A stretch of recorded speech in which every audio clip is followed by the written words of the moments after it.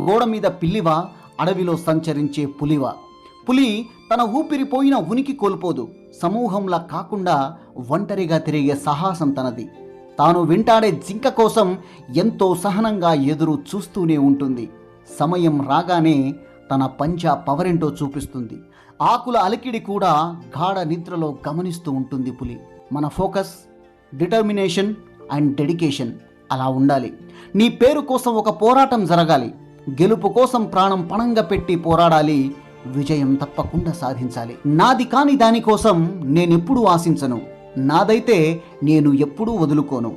ఒకరితో నన్ను నేను పోల్చుకోను. ఒకరికి నచ్చినట్లుగా నేను ఉండను. ఒకరి కోసం నన్ను నేను ఎప్పుడూ మార్చుకోను.